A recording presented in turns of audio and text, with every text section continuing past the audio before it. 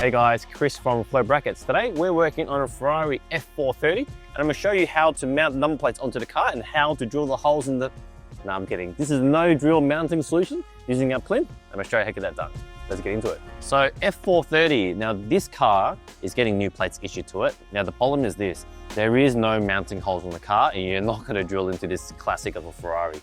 So what we've done is we've created a product which allows you to mount it onto the car first, so that way you can attach different style of brackets for different plates. So how it works is this.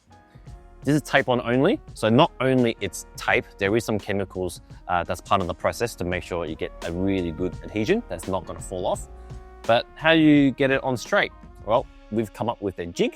So this is a self-locating part that fits in here temporarily. So all you're going to do is locate it, peel the tape off, follow the process, stick it on, and you get it straight every time. I'll show you how to get it done. Before we start, let's do a quick pre-clean. We're just using some waterless wash onto the car. Spray it down, give it a clean. Now move on to the next step. Next step, we're going to clean it with some alcohol. That's part of the kit. Now, if you want to know where you need to clean, just quickly mock up the part with the jig. So now I know I need to clean about there. So I'm just going to attack it with the alcohol wipe.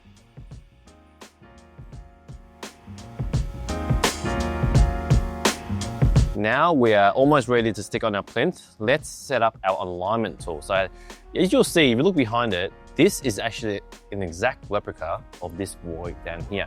All you got to do is go from underneath and go up, and it'll fit really snug in there, and you know that's the correct location.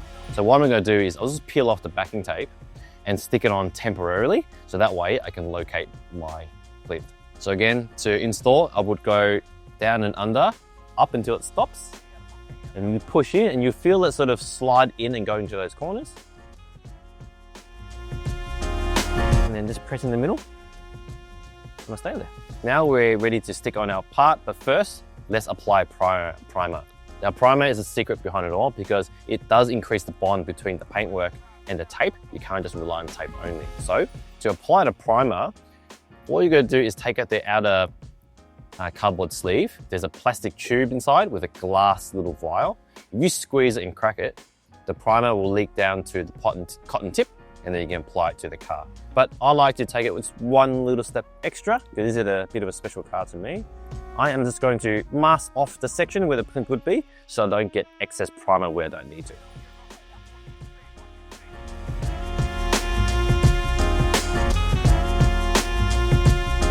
Now we're ready to apply primer. I'm just going to squeeze it, it'll crack, and the primer comes out. Just apply it liberally. Feel free to use it all. Now we're ready to stick the part onto the car. All I've got to do is peel off all the backing tape on it and stick it on.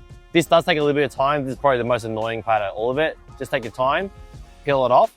This tape is already primed onto the part, so you're not going to worry about this coming off to the car. And this is shaped exactly to the car, just like the jig, so you get the perfect fitment every time. Now just stick this on, just rest it on the outer edge of the alignment tool. You won't move side to side. Once you feel confident, you can just go ahead and push it into the car and it'll stay there. Once you're done, take up the tape and the alignment tool as well.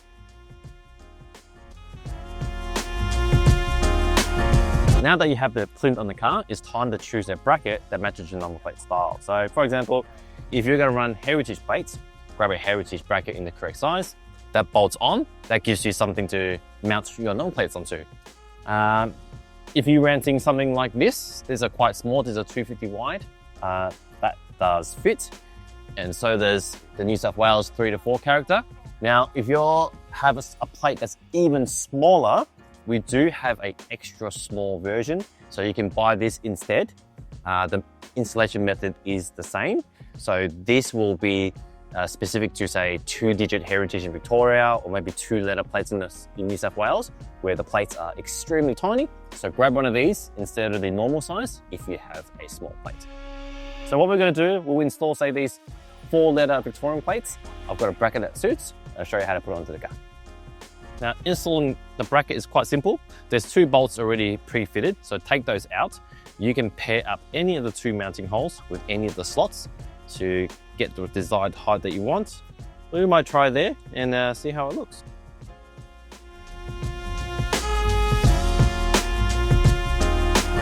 All that's left to do is to mount the plate onto the bracket, and the holes will line up. Just use a screw that's included in the kit.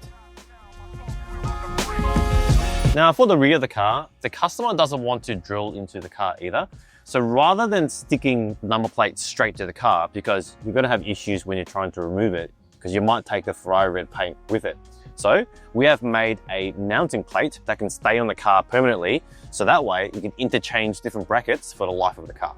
So how this works is, like the front, you peel it, prime it, you stick it on, but again, you don't know where is straight. So we've scanned that section of the bumper and created another template, which fits in there and lines up with the corner. And that way, you know where this goes and it'll be straight the first time. Okay, first step like before, let's do a bit of a pre-clean. Next step is to wipe it down with alcohol. Next step, to apply our primer. Now, the template will help in this case. I might just apply the template and then I'll prime in this section. It's also good because I can't over prime. This could be fantastic. Crack the little tube inside. Yeah. Primer leaks out. Just make sure the template is in the middle and apply the primer. Now we're ready to stick on the part. Now this alignment tool will help us. It mostly aligns on the corners there, but you have to curve it around just by hand because the bumper is curved. So just on the car, push the corners in, and then these sections here go up. And it'll fall into place, pretty snug. Doesn't really go anywhere. So what I'm gonna do is I'm gonna get a friend to hold this in place while I peel off all the tape and stick it on.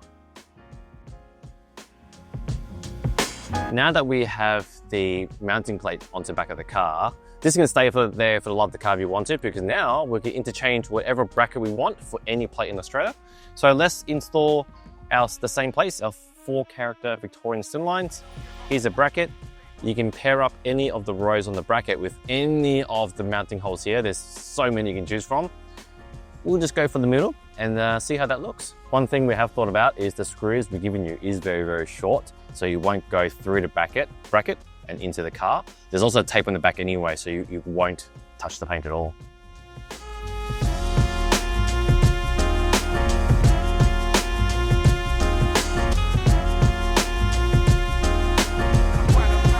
And that's how you get number plates on the F430 without drilling any holes. Now, there are a few little things to keep in mind. If you are running big, heavy plates like a 6-digit Victorian heritage, we do recommend that you drill the car or get a different number plate style. There are holes for you to drill out if you need to. And also, if you're running plates that are smaller than 250 millimeters, so 2 digits or 2 letter plates in New South Wales, we do have a extra small version, so that way you don't have excess plastic hanging on the side. Last thing, if you can, leave the car overnight to let everything cure so you get a nice secure bond. Other than that, I hope you found this video useful and thanks for watching.